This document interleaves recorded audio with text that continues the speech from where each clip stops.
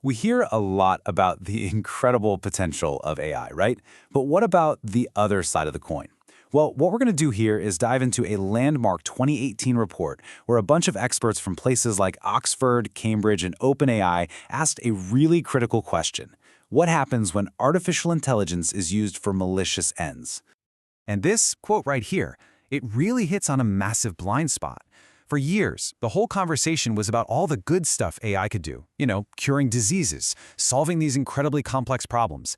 But the authors of this report basically said, hold on, it's time to get serious and really think about the security threats from people intentionally using AI to cause harm.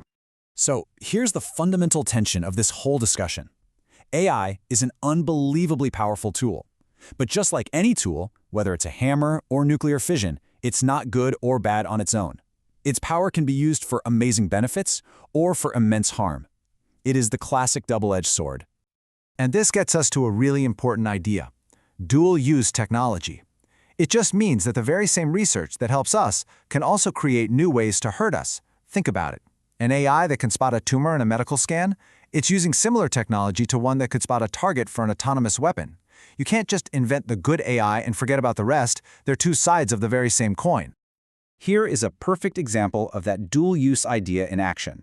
On the one hand, you have AI saving lives by finding diseases in medical images. But on the other hand, those exact same pattern recognition skills can be used to create super-targeted propaganda designed specifically to manipulate you and divide society.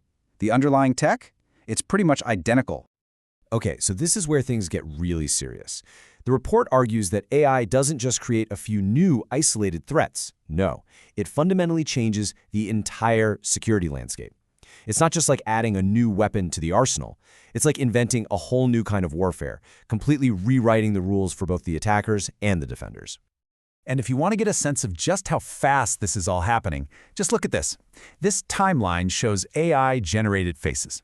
In 2014, you get this blurry, frankly creepy mess. Fast forward just 3 years to 2017, and boom, you have a photorealistic face of a person who does not exist. This isn't slow, gradual change. This is exponential. And it means the timeline for these potential threats is way, way shorter than we might be comfortable with. So how exactly does AI change the game? The report breaks it down into 3 big buckets. First, it expands old threats. It makes launching huge, devastating attacks way cheaper and easier. Second, it introduces totally new threats, stuff that used to be pure science fiction, like autonomous drone swarms. And third, it changes the character of the attacks, making them sneakier, more effective, and almost impossible to trace back to who did it. So to really wrap our heads around these dangers, the report organizes them into 3 main fronts of attack where we're most vulnerable. That's the digital world, the physical world, and, you guessed it, the political world. All right, first up, digital security. This is probably the one you've already thought about. We're talking about cybersecurity, hacking, and it's where we are already seeing malicious AI pop up. To make this feel less abstract, the report paints this absolutely chilling picture. Imagine a ransomware called WannaLaugh that's powered by AI. It's not just using one known weakness, it's constantly hunting for new ones, adapting itself in real time to infect everything from your phone to your smart fridge.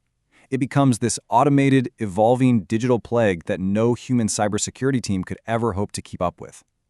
But here's the thing. The danger doesn't just live in our computers. The second front is physical security. This is where AI jumps out of the screen and causes real, tangible harm in the physical world. Check out this scenario from the report. It sounds like something out of a movie, but it's based on tech that already exists. An attacker takes a regular, off-the-shelf cleaning robot, sticks an explosive on it, and lets it loose in a government building. The AI is just doing its normal job, navigating halls, but with one extra command: find this person. It's a terrifying look at how easily a normal, everyday AI system could be turned into a weapon. And this brings us to the third front, which honestly might be the most subtle and dangerous of them all: political security.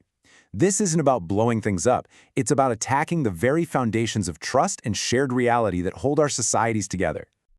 I mean, think about this. They wrote this before deepfake was a word we all knew, but they saw it coming. What happens to democracy, to elections, to public trust when you literally can't believe what you see? AI-powered disinformation could create a world where truth isn't real anymore. It's just whatever is convenient for the person with the most powerful AI. Okay, so we've laid out some pretty scary stuff. AI threatening our digital, physical, and political lives. It's a lot. But the point of this report wasn't just to freak everyone out. It was to actually figure out what we can do about it. So the question becomes, how do we build a safer future in this new reality? And they gave us a roadmap, basically 4 big recommendations.